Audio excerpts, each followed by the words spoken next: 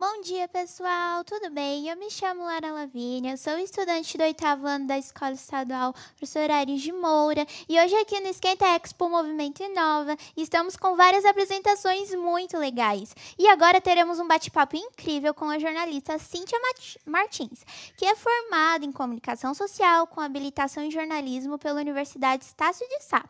Cíntia Martins é carioca e trabalha com rádio e televisão há quase 18 anos e atualmente ela é âncora do jornal Band Notícias e faz participações no canal Band News.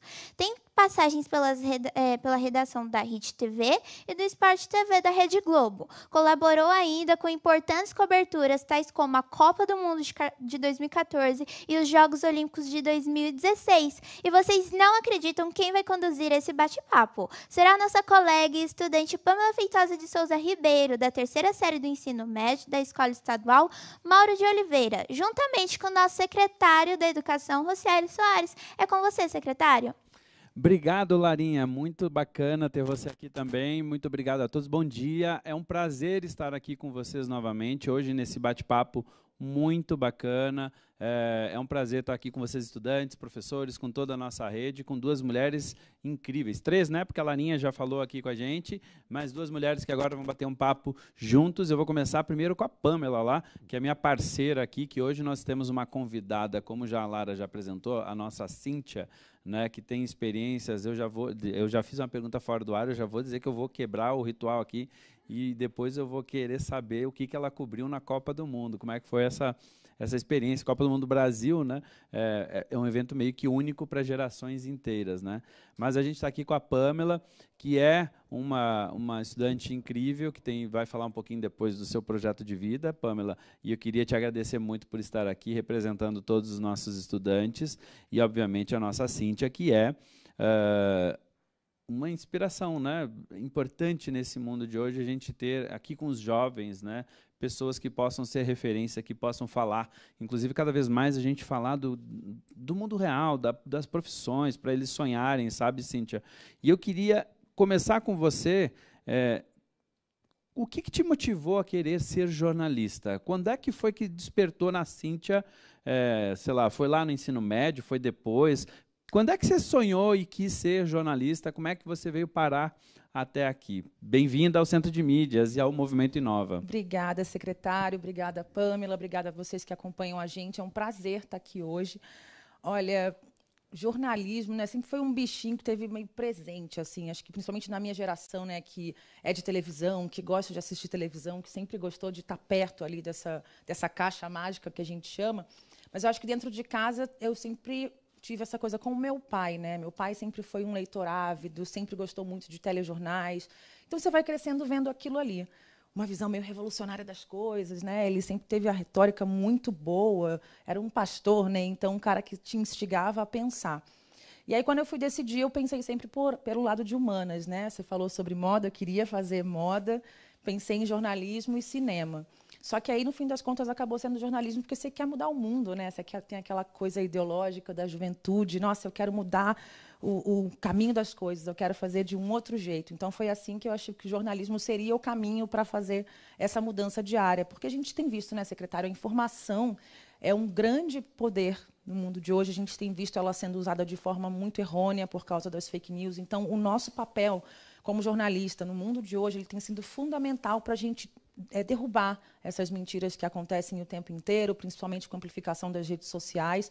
Eu sei que é difícil, né, essa ideologia de querer mudar o mundo, mas acho que no dia a dia, só de estar aqui fazendo essa troca com uma menina que tem quase 20 anos a menos que eu, é uma mudança para o mundo dela, para o meu mundo também, para quem está assistindo a gente. Eu acho que foi esse o principal caminho que me fez escolher jornalismo. Bacana. Você, Pam? Primeiramente, eu quero dizer que eu estou muito feliz de estar aqui te entrevistando. É um prazer. E eu quero te falar que o meu projeto de vida é ser jornalista.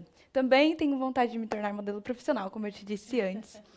E eu quero te dizer que na minha escola, nas escolas do ensino médio, e eu acho que em todas as outras, nós temos uma matéria, uma disciplina à parte que se chama projeto de vida, que é o PV, no caso, como a gente chama na escola, que é dado pelas professoras Eliane e Cíntia, que eu não posso deixar, né, de faltar os créditos das professoras. E no projeto de vida, a gente trabalha nosso projeto de vida, planejamento de carreira e também desenvolvemos e aprimoramos nossas habilidades. Agora eu quero saber se o jornalismo sempre foi o seu projeto de vida e qual foi a importância da escola para a sua escolha profissional. Sem dúvida nenhuma. Eu também quero ressaltar aqui a importância do ensino público, já que a gente está falando de escola. Eu vim do ensino médio em escola pública, era uma escola bem conceituada no Rio, né, da rede FATEC, que você precisava fazer prova para entrar, enfim. Então, foi fundamental. Aquela escola ali transformou a minha vida, porque eu entrei muito novinha no ensino médio, com 13 anos eu fui ter contato com filosofia, sociologia, antropologia. Então, ou eu ia detestar aquilo ali, ou seria um caminho sem volta, que foi muito importante. Então, pelo que me parece, que você conta na sua escola, vocês têm essas provocações, né? Esse contato com disciplinas que ampliam mesmo, né, o pensamento, que ampliam a sua mente. Então, a escola foi absolutamente fundamental. A educação foi algo muito fundamental na minha vida desde sempre. E eu quero ressaltar uma questão aqui. A minha avó era analfabeta, né? Então, eu sempre ouvi dela a importância, a necessidade da educação para transformar o futuro de todos nós. A minha mãe meu pai são os primeiros da família deles a terem se formado, mas já tardiamente, com mais de 40 anos, a gente já era adulto. E eu só tive o privilégio de estudar, né, de conseguir me dedicar. A gente sabe a dificuldade que é, né, de muitos estudantes no Brasil inteiro que têm que se dedicar entre o trabalho e o estudo, que é muito prioridade. Minha mãe mesmo começou a estudar, a trabalhar com 14 anos. Então, no meio do caminho, precisando sustentar a família, você acaba abandonando esse ambiente escolar. Então, com toda essa trajetória que eu estou trazendo para vocês sobre a importância da educação, a gente vive hoje um descrédito muito grande do universo acadêmico, do universo estudantil. Eu ouvi já de crianças da família dizerem que querem viver de marketing digital do TikTok. Pode ser bacana também, sabe? Mas aí dá uma certa tristeza você ter uma trajetória como essa, onde a sua avó analfabeta deu todo o crédito à educação para a transformação da sua vida, e a minha vida hoje foi transformada pela educação, e você ouvir que o TikTok é mais importante do que um ambiente escolar, do que uma troca, do que um livro, é um pouco triste. Então, por isso que eu acho muito importante a gente estar fazendo essa troca aqui hoje, essa conversa, para ressaltar a importância da educação sempre, especialmente no mundo que a gente vive hoje de descrédito.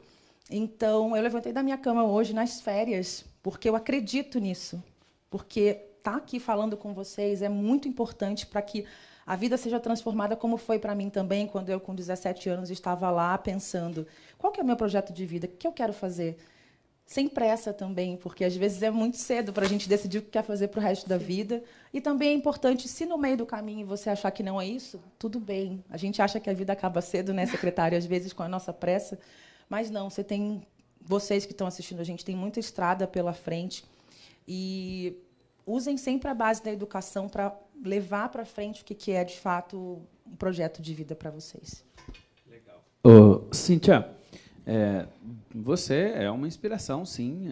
Mulher, negra, hoje uma jornalista importante num grande veículo de comunicação, já passou por muitas coisas aí na sua trajetória.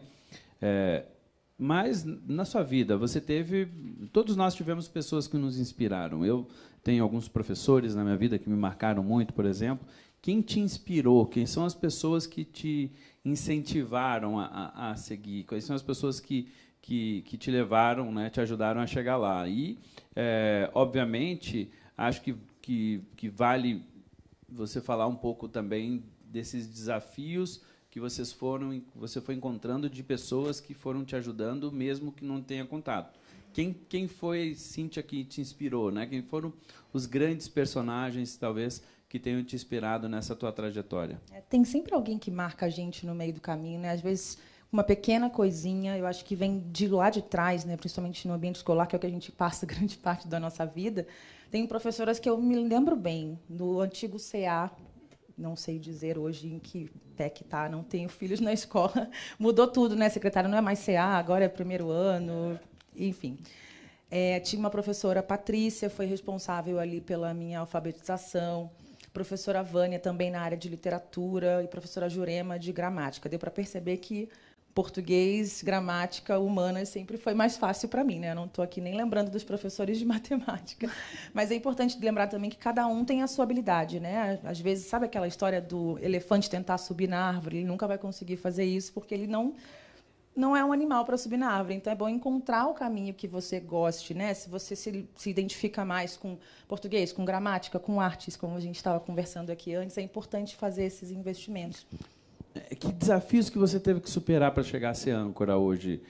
Só para complementar a pergunta, Claro. mas porque você deve ter enfrentado muita coisa nessa carreira, óbvio, né? O tempo Que inteiro. é natural, que você tem que ter resiliência e enfrentando de tudo. O tempo Quais são os inteiro. grandes desafios que você fez para chegar hoje a ser âncora de um jornal importante? Eu só quero lembrar, né, do nome importantíssimo, acho que foi a grande chave, né, para que eu esteja sentada aqui hoje, foi a professora Sandra Almada na universidade. Ela era a minha única professora negra, também de periferia como eu, que abriu as portas para eu entender a questão do racismo, né? Porque quando a gente está num ambiente, como eu sou de periferia, que a maioria é negra, você acha que não existe, né? Que o racismo é só uma coisa que inventam e que contam para a gente que os negros são mais racistas, porque, enfim. Quando você sai desse terreno confortável, que você vai para o universo de jornalismo, que é um universo majoritariamente branco, e outros universos profissionais, enfim, você dá de cara com esse racismo escrachado. E ele acontece todos os dias, sabe, secretário? De você, antes até de estar na posição que eu estou, e também nesse momento, de a sua palavra muitas vezes não valer tanto do que uma outra pessoa branca, e geralmente a palavra masculina parece que vale mais, né? Mesmo que a gente tenha uma desconstrução diária ainda hoje, um número muito maior de profissionais mulheres na redação, também um número ainda não tão suficiente, né, mas já aumentando de profissionais negros. Eu acho que a grande dificuldade que a gente tem hoje nas gestões em geral, né, não só no jornalismo, é você não ter uma liderança negra de cima para baixo. No geral, você só encontra esses profissionais na ponta, o que dificulta muito, às vezes, a passagem de pautas, um debate mais importante, né, mais relevante, da gente dar um olhar diferente para aquela notícia também. Não um olhar diferente, mas um olhar real, de ouvir todos os lados, o lado da periferia também, que é muito importante. Então, são desafios diários, né, que a gente tem que enfrentar. E um desafio pior, sabe, secretário? O Mano Brown falou isso recentemente numa entrevista ao Silvio de Almeida, que muitas vezes o pior inimigo é o espelho, porque a gente cresce sem uma autoestima, né? Hoje, eu fico feliz de ver você com esse cabelo. Eu, com 17 anos, jamais imaginaria deixar o meu cabelo natural da forma como ele tinha que ser, né? Da forma como ele é. E tudo bem também alisar, fazer o que a gente quiser, ter a possibilidade de ser plural, como o nosso cabelo possibilita. Então, eram tão poucas âncoras negras na TV, eu jamais imaginei estar nessa posição. O que eu queria mesmo era escrever para jornal, porque eu ia ficar quietinha no meu canto, ninguém ia me ver, ia ser só o meu nome ali escrito no jornal, mas tem umas coisas que são para ser, né? Você perguntou, não era para eu estar aqui hoje. Era para você estar aqui hoje por algum motivo. Não era para eu ter trabalhado no jornal impresso, provavelmente. Eu sempre consegui oportunidades de estágio em rádio e televisão, e jamais imaginei estar à frente da câmera, né? Porque eu não tinha essa referência. Eu achava que não era possível para mim. Até que, enfim, o resto vocês já sabem. Eu fico muito feliz hoje de ter essa oportunidade de estar aqui falando para as pessoas e também no meu trabalho, que amplifica essa voz dessa luta que eu acho necessária, antirracismo. Ainda somos muito poucos, mas eu fico feliz com essa missão. A gente vai tentando entender todo dia, né? A autoestima baixa ainda fica enraizada de alguma forma, por mais que eu chegue aqui, meu Deus, você é a Cíntia da Band. Eu ainda fico, meu Deus, por quê, né? Por que estão falando isso de mim? Mas eu entendo todos os dias um pouquinho dessa importância da minha presença aqui. Então, falando sobre essa questão do racismo e sobre a educação antirracista que a gente está com esse tema aqui hoje, eu gostaria de citar 2 livros que eu acho que são super importantes, até porque a literatura é muito importante para a educação. Então, eu gostaria de citar o livro da Djamila Ribeiro, que é o livro Pequeno Manual Antirracista. E eu também gostaria de citar o livro do Tião, que inclusive deu uma palestra incrível, maravilhosa na minha escola, contando um pouco da sua trajetória, que é Tião Santos, do Lixão ao Oscar. Agora, eu quero saber, que é uma pergunta que eu faço para várias pessoas pretas que eu conheço, se você já sofreu racismo. E se sim, como você reagiu a isso? E como a educação pode contribuir no combate ao racismo? Nossa, foram infinitas as vezes que eu passei por situações de racismo. É até difícil enumerar, né? Desde a escola, quando uma colega queria ser, como ela era a mais popular da sala e queria ser agressiva, me chamar de sua neguinha. Essas pequenas coisas assim, e coisas do dia a dia, de invalidarem o nosso intelecto, sabe? De achar que a gente é menor, ou de entrar num restaurante e todo mundo ficar te olhando e ser perseguida no supermercado. A gente teve no fim de semana, né, exemplos muito claros de racismo de 3 jogadores da seleção da Inglaterra na Eurocopa. O Rashford, o Saka, se eu não me engano, e o Sancho, 3 negros que foram colocados para bater o pênalti na final da Eurocopa, realmente. É complicado porque são 3 meninos, né? O técnico colocou os 3 lá, então são 3 caras muito jovens, com muito dinheiro, conhecidos no mundo inteiro. Mas isso não foi suficiente, a posição em que eles estão, para que eles sejam respeitados. Eles perderam os pênaltis, os 3, e foram hostilizados nas redes sociais com racismo. Então, quer falar alguma coisa? E na escola?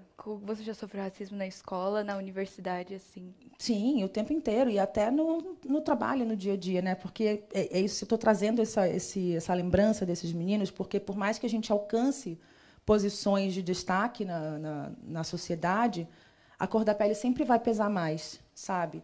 E ainda mais eu que vim de escola, né, fiz ensino médio na escola pública, mas no ensino fundamental era escola particular, então éramos eu e meu irmão e outras 2 pessoas mais negras. Então a gente ouvia piadinha o tempo inteiro, sabe? Seu preto. Meu irmão tinha um apelido de Tizil, que é o pássaro, que é até bonito, mas a gente enxerga hoje, consegue enxergar o racismo nessas situações, nessas brincadeiras que não são brincadeiras, são situações de racismo mesmo, sabe?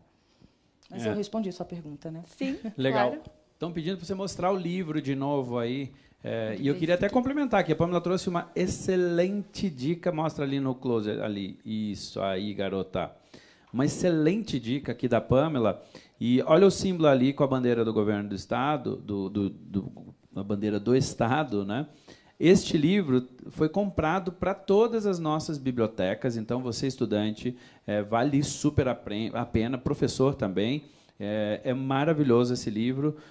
O do Tião eu não li ainda, não conheço, mas eu já fiquei com a dica para conhecer. E muito bacana por ter trazido a dica, Pamela. Valeu. Aliás, tem vários livros, viu, de agenda antirracista.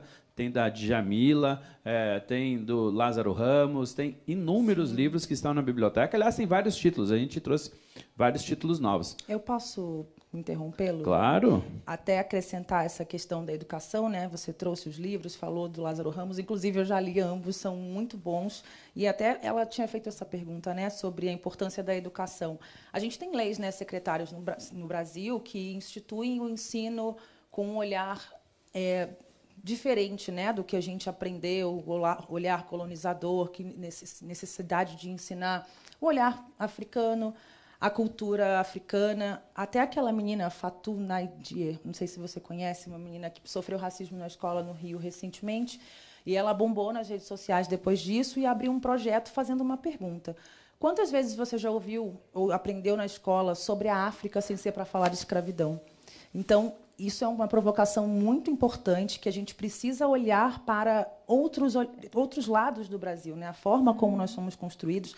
Até hoje, no ambiente escolar, pelo menos com a minha experiência de estudante, a gente ouviu sempre o lado dos portugueses, que isso foi um descobrimento e não uma invasão. É importante você ter esses outros olhares, a aplicação dessas leis, né, de ensino de culturas africanas no Brasil, e vocês trazerem esses livros é fundamental para essa transformação desse olhar e entender, né, a outra versão dessa construção de Brasil. Quando fala em África, assim, a gente sempre lembra de pobreza, entendeu? As pessoas sempre lembram de coisas que remetem a como sofrimento, é que fala? Isso, né? Exatamente. A minha infância, o senhor deve lembrar bastante, né? Ali nos anos 90, as matérias eram só sobre fome, sobre AIDS, sobre cólera. A gente sabe que isso são resquícios de colonização naquele continente também, mas existe um outro lado também, né? Aliás, esse é um tema super importante, porque a gente precisa mostrar todas as contribuições que vieram de negros e negras na matemática, na engenharia, na arte, então, nem se fala, mas a gente acaba falando realmente muito.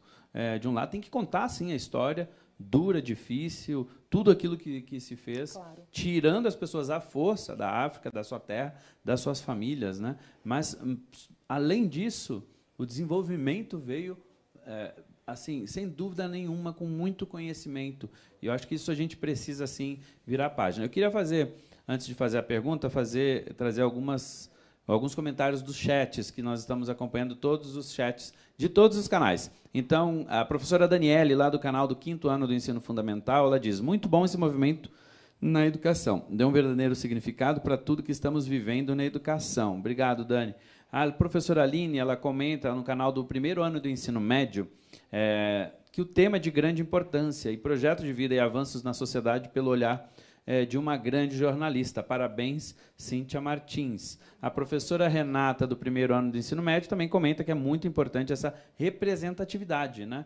Ter aqui, não só aqui, né, no mundo, ter essa representatividade, o quão importante é.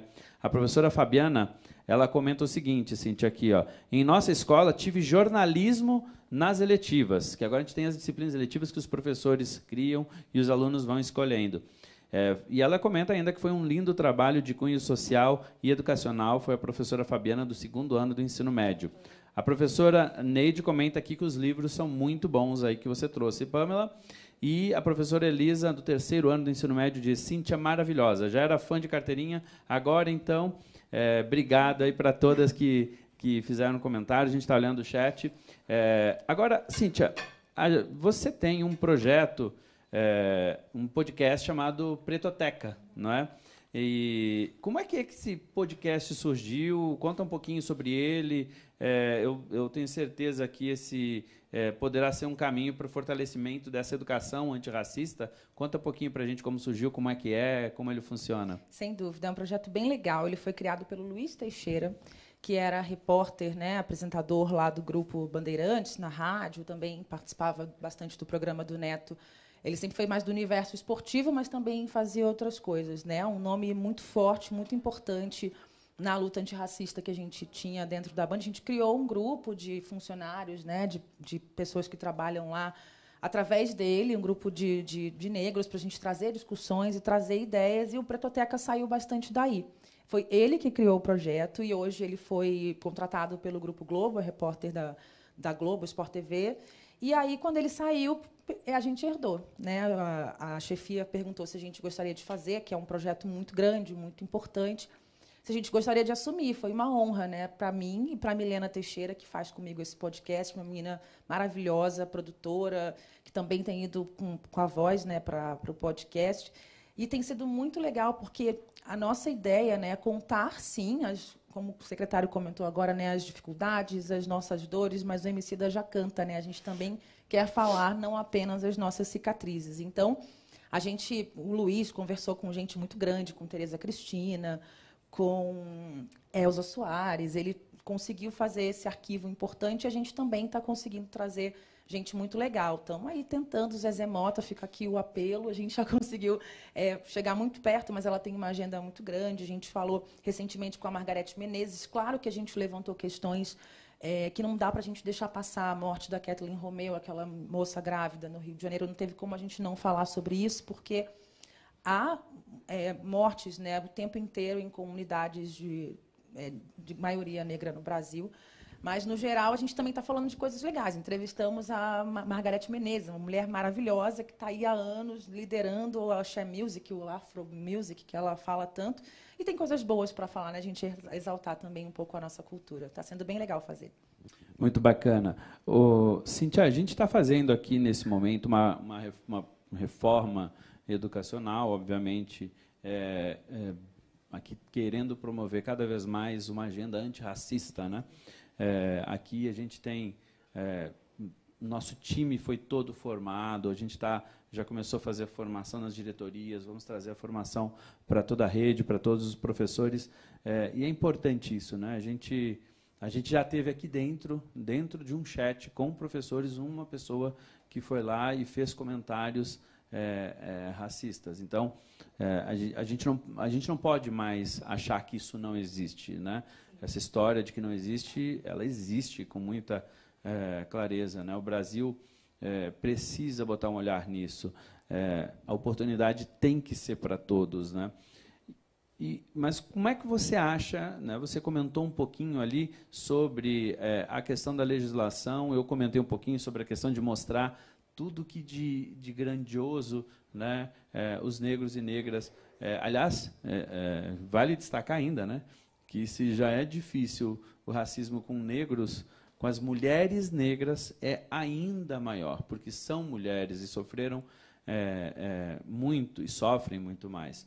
Mas eu queria te perguntar, à luz disso que a gente já falou um pouquinho, como é que você acha que as escolas devem abordar essa temática, né? Que sugestão que você traz para gestores, para professores, para estudantes, de como trabalhar nesse tema à luz da sua experiência, do que você já viveu? Sim, acho que isso que vocês vêm implantando, né, de trazer essa discussão com os professores e a literatura, né, os livros, filmes, eu acho muito importante que, lembrando, né, do meu período como estudante, o que me fascinava mais era ter essas dicas de livros para a gente poder ler, fazer um resumo e saber do que está acontecendo, né? E com essa bibliografia grande antirracista que vocês estão trazendo de autores negros, isso é muito importante. Eu acho que filmes e documentários é um caminho muito necessário para a gente trazer essa discussão. A gente está falando de literatura, eu não sei se o pessoal conhece, se alguém já leu Escravidão, é a trilogia do Laurentino Gomes. Ele é um jornalista, um livro espetacular. O primeiro ele lançou 2 anos atrás, terminei de ler no final do ano. Ele acabou de lançar o segundo, tivemos a oportunidade de conversar com ele, tanto no Canal Livre, o programa da Band, e também no podcast Pretoteca. E eu tinha falado para ele o quanto eu consegui levar um pouco da discussão para dentro da minha família, né? Que às vezes não consegue enxergar tanto ainda a questão do racismo por viver nesse universo de periferia, onde a maioria, né, está mais confortável ali. E eu falei para ele que eu queria muito que o livro entrasse nas comunidades negras para as pessoas aprenderem, né, mais um pouco sobre a própria história. E ele falou assim: nossa, eu fico muito feliz de que isso aconteça, mas eu quero mesmo que ele entre nos ambientes brancos, porque o racismo não foi uma criação da população negra, ele precisa ser desconstruído por quem, de fato, criou, e precisa de aliados.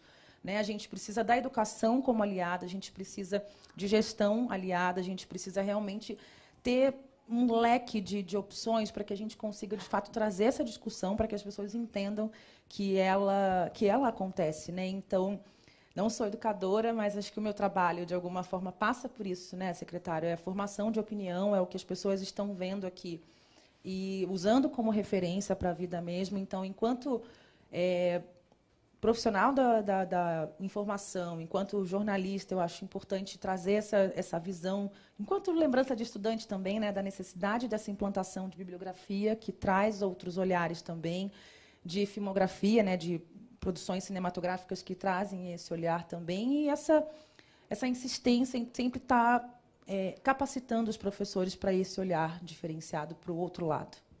Muito legal. Esse livro do Laurentino realmente é um livro espetacular. Ele foi usado numa parte da formação com todos nós. Assim, ele traz fatos históricos, traz uma releitura, a leitura correta, né, dos fatos da história, e tem coisas marcantes. Tem uma passagem do livro dele que ele descreve, por exemplo, o quanto a escravidão mudou a rota dos tubarões. Assustador. Quando eu vi aquilo, eu fiquei extremamente impactado. Só para explicar para vocês, assim,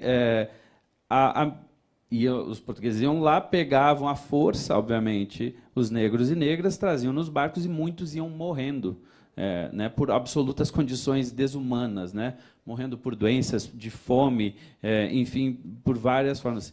E os corpos eram jogados ao mar. Então, os tubarões começaram a perceber que eles tinham comida, entre aspas, né, dos corpos das pessoas que eram jogadas ao mar. E a rota dos tubarões, Pamela, eram tantos corpos, eram tantos milhares de corpos, milhares e milhares de corpos, durante séculos, que os tubarões mudaram a sua rota e começaram a ficar na rota dos barcos para pegar os corpos que eram jogados. é tão absurdo isso, é tão assustador. Eu fiquei tão chocado, impactado com isso. E esse livro realmente é um livro que eu super recomendo. Acho que é fundamental o livro do Laurentino. E a gente quer trazer esse livro para a rede também, enfim. E se você conhece o Laurentino, eu estou querendo trazer ele para a gente entrevistar ele aqui. Pode deixar. Já faz o meio de campo aí, Cíntia, porque eu acho que é muito legal trazer um autor que traz um olhar totalmente assim, é muito esclarecedor. Eu gosto muito e sou muito fã e quero trazê-lo aqui para bater um papo com os professores e com nossos estudantes. Pode contar Cíntia. comigo, ele é bastante acessível, realmente fazendo um trabalho brilhante, né, sobre os estudos da escravidão no Brasil e no mundo, de como ela iniciou, né, de como que ela se transformou numa escravidão majoritariamente negra que trouxe esse olhar de racismo. E, bem rapidamente, o segundo volume traz esse olhar que o senhor disse, né, de a outra África, a África que trouxe conhecimento, porque os portugueses não sabiam absolutamente nada de lavrar a terra, de criação de produtos, etc. Então, eles foram lá buscar exatamente em regiões específicas toda uma mão de obra que, de fato, sabia fazer coisas, né, que os portugueses não dominavam. Então, a criação da sociedade brasileira é muito em cima dos saberes e das sabedorias do povo africano. E esse é um lado que a gente precisa, a gente fala tão pouco, a gente não fala, né? Lá no Ibirapuera, aqui, aliás, quem não conhece o Museu da África aqui no Brasil, lá no Ibirapuera, é um museu espetacular, que também conta essa história, e conta muito das contribuições dos negros e negras para a história do Brasil, do conhecimento construído. É muito bacana. Fica uma dica também aí. Os museus já têm atendimento. É bacana quem puder ir, quem não conhece, puder ir conhecer. E a gente até vai estar esperando agora com a volta, com mais visitações a museus, e esse vai ser um dos museus importantes. Mas a Pâmela, acho que tem perguntas aqui, né, Pâmela? Como você acha que as escolas podem abordar essa temática antirracista? Que sugestões também você tem para os professores e gestores e estudantes para abordar essa temática na escola? A minha prima recentemente me lembrou, né, de que na época da escola ela foi levada a fazendas, né, onde, enfim, tinha casa grande, onde tinham as senzalas, e o professor colocou bastante os alunos naquela experiência da senzala. É duro? É sofrido? Mas eu acho que é importante a gente ter contato com esse mundo real, né, do que foi a escravidão, dos resquícios que ela ainda deixa na sociedade, do racismo no dia a dia. Então, é uma forma também de você amplificar isso que a gente está trazendo aqui, né, da intenção da literatura, a intenção dos filmes que podem ajudar nessa mudança, né, de olhar, de temática, e trazer essa discussão, esse debate para dentro de sala de aula, sabe? É legal. Eu estou trazendo sempre esses pontos do que eu mais gostava na sala de aula, né, de que filme é livro, repetindo, e também esses trabalhos de campo, né? É muito importante você estar andando nos lugares onde isso de fato aconteceu, não só as dores também, né, mas repetindo as coisas legais que o continente africano deixou para a gente, a música, o samba, o hip hop, está lá perto dessas culturas, sabe? O hip hop ele amplificou tanto a luta antirracista recentemente, né? Ele fala tão fortemente para as comunidades negras e ele conseguiu furar essa bolha também. Acho que a música é um outro caminho muito importante para essa trajetória, né? Essa nossa trajetória de educação antirracista. Acho que o trabalho de campo é uma desses momentos mais fascinantes assim de educação, sabe? De tentar transformar a ordem das coisas. Ô, Cíntia, tá funcionando? Oi, Cíntia. Deixa eu agora ir para um momento curiosidades.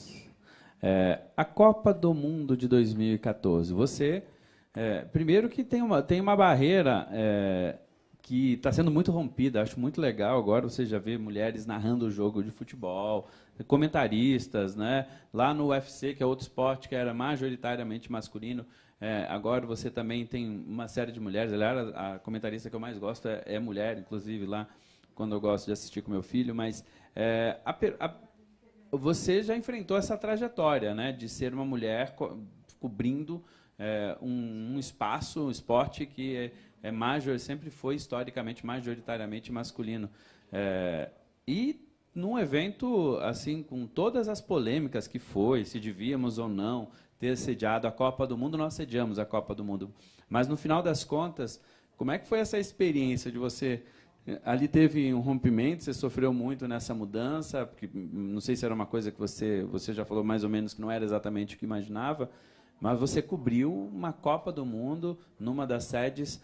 Conta um pouquinho dessa experiência, como é que foi essa virada, porque eu acho que é legal também mostrar, e até para as meninas que estão nos assistindo, de forma geral, elas também sonharem, né?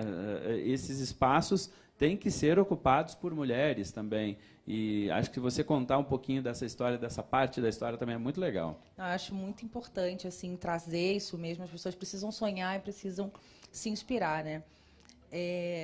Aquilo que eu comentei aqui de uma autoestima sem confiança nenhuma, de achar que poderia chegar a trabalhar na frente da Câmara, e muito menos na Globo, né, secretário, que é a grande empresa de comunicação que a gente tem no Brasil. E quando eu me vi tendo que trabalhar com o esporte, que era uma área que eu não dominava tanto, eu mergulhei de fundo, porque a gente que é de periferia nunca diz que não sabe, né? A gente vai. E aí aprende no caminho e deu certo, porque foram quase 5 anos nessa posição. E quando chegou a cobertura da Copa do Mundo, era uma energia... É muito incrível a energia que gira em torno das coberturas grandes esportivas. E nós pegamos uma grande época, né? Porque Copa do Mundo em 2014, Olimpíada em 2016... Então, girava uma energia entre os repórteres. O que vai ser de mim? Para onde eu vou? Que seleção eu vou cobrir? Eu não fiquei com uma seleção especificamente, mas fiquei na sede em Salvador, o que é muito simbólico, porque a negritude você vai descobrindo no dia a dia, né? E aí, quem era o chefe de redação na época era o Paulo César Vasconcelos, era um dos poucos negros na redação também, e ele me mandou para Salvador justamente porque ele queria me levar para essa identificação com o estado mais negro do Brasil, né? O maior número de negros fora da África está na Bahia. E foi como voltar para os braços da mãe, assim, sabe? Voltar para casa, voltar para a mãe África, estar em Salvador por 34 dias, porque a gente fez absolutamente tudo, né? Eu não cobria uma seleção específica, mas se tinha um jogo de uma seleção grande, a gente fazia aquela matéria sobre aquele jogo. E a energia das ruas, né? Uma coisa sensacional. Até brinquei na época que eu trocava carnaval por Copa do Mundo, todo ano, um pouquinho, porque era muito gostoso, era muito divertido. E o mais legal foi desbravar a Bahia, né? Você desbravar o Brasil, era esse o mote da cobertura do Sport TV na época, a gente mostrar o Brasil para o Brasil, né? Espalhando repórteres pelas sedes. Então foi muito gostoso, foi uma cobertura incrível assim, e esse contato meu, né, de volta com o ambiente tão negro quanto Salvador me ajudou muito nessa descoberta enquanto mulher negra. E no dia a dia de cobertura esportiva, né, que realmente a gente sabe que já existem muitas mulheres hoje, mas ainda existe muito preconceito. Eu passei por isso, de ouvir piadinhas enquanto você está na beira do estádio, né, para a correria de achar uma informação. Tem sempre um homem gritando uma coisa ofensiva ou algo mais sexual. Ainda é bastante puxado, mas que bom que está mudando todo dia, né? Que legal. Ó, a professora Linda, do 3º ano, ela traz o seguinte: é preciso ter mais exemplos de representatividade e empoderamento. Professora Donizete, professor Donizete. Pamela, representa muito bem o espírito da nossa escola. Aí, essa galera está assistindo aí, Pamela. A professora Ed fala que é urgente uma agenda antirracista. E o João, que é a professora Ed do 7º ano. O professor João, do 1º ano ele fala o seguinte: eu passei a ter uma visão muito mais ampla quando comecei a ler autores africanos. É muito bacana, inclusive, compartilhar isso. A gente está chegando no fim aqui. 2 perguntas. Você estava onde no 7-1? Você não foi... Você que deu azar para a gente aí? Porque você estava cobrindo a Copa do Mundo, tomamos aquela surra histórica lá da Alemanha. Pois é. Como é que foi? Você cobriu uma parte da Copa do Mundo, daí onde é que você estava naquele dia? Exatamente. Eu saí de Salvador, voltei para o Rio depois de 34 dias e a minha família estava se reunindo para ver jogo. E eu fui encontrá-los para ver os jogos depois de mais de um mês. Foi justamente o 7-1. Então, eu virei aquela pessoa. Foi você que deu azar para o Brasil. Por que você não ficou em Salvador até acabar a Copa do Mundo? Aquele dia foi muito triste para todos nós. Mas eu queria fazer uma pergunta agora para vocês duas aí, muito rapidamente para a gente fechar. Que mensagem você, Cíntia, gostaria de deixar para tantos estudantes, professores, equipes que estão nos assistindo agora, nesse momento. Que mensagem que você quer deixar? Essa pergunta também para você, Pâmela, depois. Pode falar você primeiro. Bom, eu quero agradecer primeiramente por ter estado aqui, né? E eu quero que as pessoas nunca desistam. E lembrem sempre dessa frase, né, que eu falei do Mano Brown, que às vezes o maior desafio, né, o primeiro desafio do nosso caminho, da nossa trajetória é o espelho, né? Porque você olha e você não acredita em você, você não tem pessoas que te levantem, mas assim, a gente nunca está sozinho, por mais que a gente pense que está sozinho. Sempre se inspire em alguém, se agarre nos livros, se agarre nos filmes, naquele professor que vai mudar a sua vida, que vai abrir o seu olhar para alguma coisa. Então, é nunca deixar de acreditar naquilo que você veio para fazer. Todo mundo veio para fazer alguma coisa. Se você acha que esse é o caminho, vai fundo. E se não for, tenta mais uma vez, entendeu? O importante é a gente nunca desistir e reverter essa visão do espelho, né? Deixar de olhar para ele e falar assim, eu posso, você não vai me impedir de fazer nada. Muito bacana. Cíntia, muito obrigado por estar aqui. E a nossa querida Pâmela, jovem talento, na próxima já está encomendada, vai cantar com a gente aqui ao vivo. Pode deixar. Mas que mensagem você deixa aí para a sua escola, para os seus colegas de todo o estado, todos os professores, querida Pâmela? Olha, primeiramente, eu quero agradecer a vocês, todas as pessoas da minha escola, que é uma grande oportunidade estar aqui. E como ela está falando, pessoas de periferia, a gente nunca acredita que a gente vai conseguir chegar onde a gente não imagina. Eu mesmo não imaginava que eu estaria aqui. E ontem eu passei na casa de uma tia minha e eu falei assim, então eu vou estar lá, me assiste e tudo mais.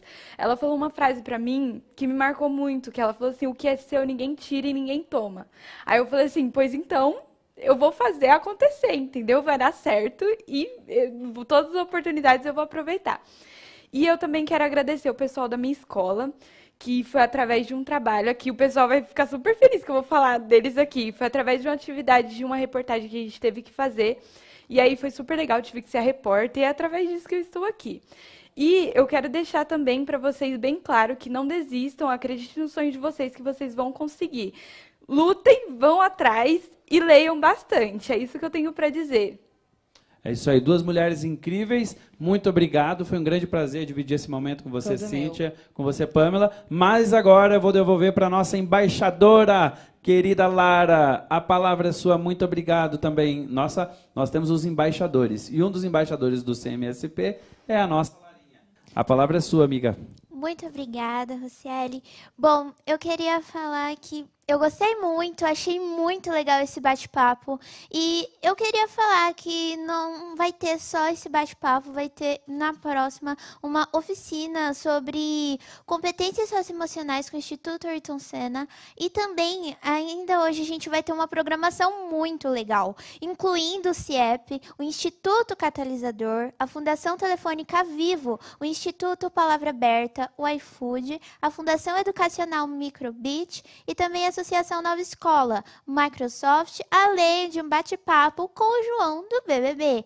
Contamos com a participação de todos vocês.